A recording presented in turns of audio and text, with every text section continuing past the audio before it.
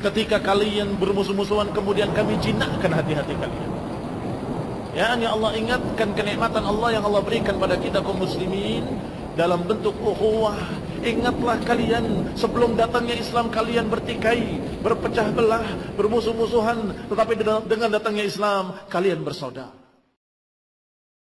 Ikhwati rahimani wa rahimakumullah, yang sering mereka dengungkan para tokoh-tokoh liberal, yang sering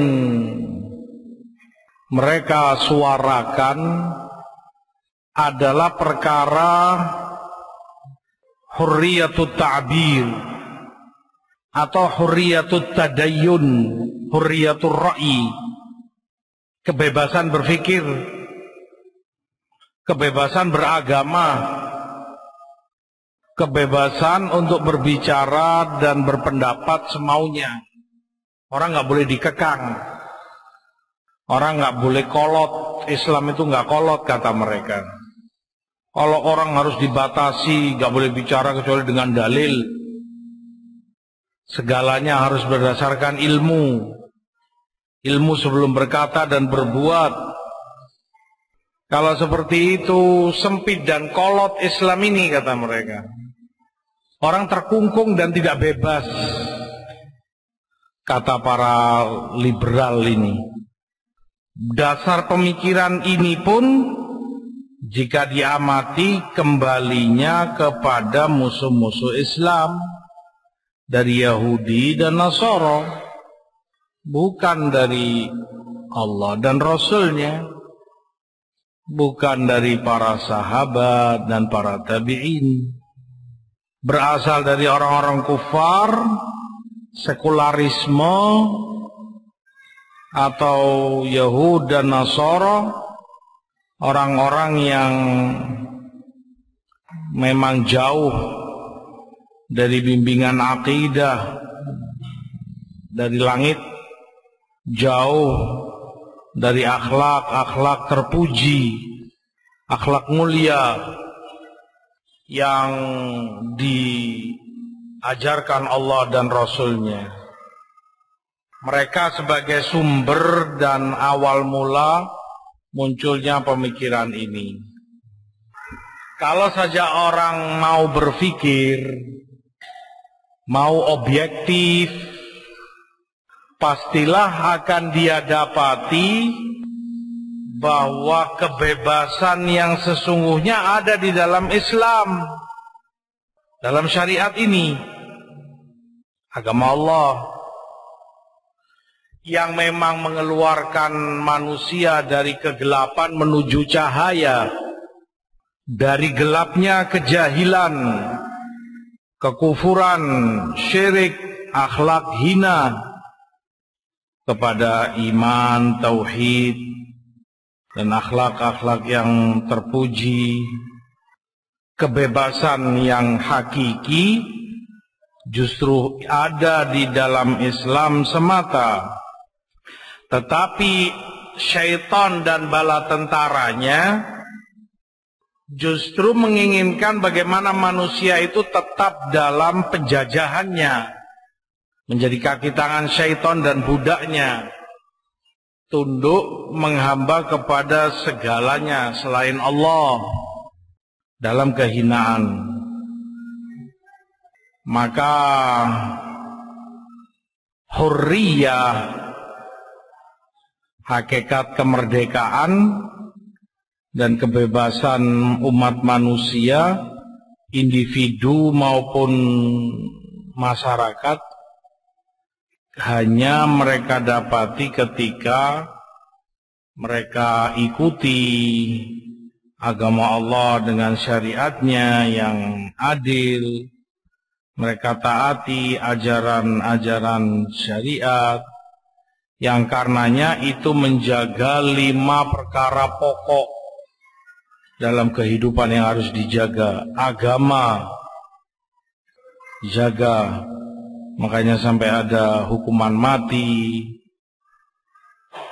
Nah, ketika orang merubah atau mengganti agamanya, dia merusak agama. Yang kedua, nyawa, darah. Yang ketiga, kehormatan. Yang keempat, akal. Makanya diharamkan minuman keras, judi, karena merusak akal orang, kesadarannya. Jadi kalau orang gila tidur di pinggir jalan karena mabuk semalam. Al-muhim, yang kelima, menjaga harta benda dan kekayaan mereka. Syariat yang mengajarkan semua itu kepada mereka, ditanamkan nilai-nilai kejujuran, amanat, keadilan, amar ma'ruf, nahi mungkar, dakwah ilallah bil hikmah wal madatil hasanah. Sekaligus kamu bencikan kepada mereka kekufuran, kefasikan, kemaksiatan, dan yang keji dalam bentuk perbuatan ataupun ucapan. Itu definisi ringkas yang mereka sebutkan tentang misi fikih atau syariat yang mulia ini. Adapun seruan-seruan lain dari selain Islam, baik itu dari tokoh liberal ataupun induknya dari kufar, orang-orang kafir, nggak akan kamu dapati ajaran-ajaran mulia semacam itu. Mana kamu pernah dapati, apalagi orang-orang liberal yang belakangan ini, mengajarkan akhlak, terpuji, bakti anak kepada orang tuanya, apa yang harus dia lakukan, kewajiban suami kepada istri, hak-hak yang dia boleh ambil, apa batasannya, itu hanya syariat yang ajarkan. Ra'yu sebaliknya, seperti kata Ibnu Syabuyah tadi, dunia yang diajarnya, harta benda. Dalam syariat pula pembebasan dari kemusyrikan dan peribadatan kepada selain Allah yang tidak bisa memberi madarat apapun juga. Akhlak dan muamalah hasanah itu yang diajarkan dan dicontohkan oleh Rasulullah sallallahu alaihi wasallam. Allah memerintahkan muslimin untuk pegang dan mengambil agamanya itu dengan serius, sungguh-sungguh. Firman Allah terkait ayat ini, ya Yahya khudil kitaba biquwwah, biquwwah. Ambil kitab itu wahai Yahya dengan kekuatan. Artinya serius, sungguh-sungguh. Kamu jalani apa yang diperintah Allah dan Rasul. Bukan main-main dalam beragama. Tidak boleh la'ab. Akan mengganggu dan merusak para ulama dan masyayikh. Ini kandungan masing-masingnya. Demikian pula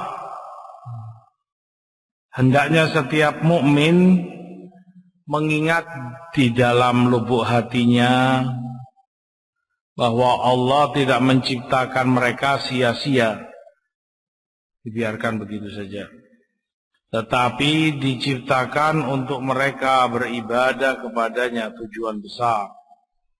Wa ma khalaqnas samaa'a wal arda wa ma bainahuma batila. Tidak kami ciptakan langit dan bumi dan di antara keduanya sia-sia, enggak batil semua itu. Agar tidak ada dugaan jelek kepada mukminin, dugaan jelek kepada Allah,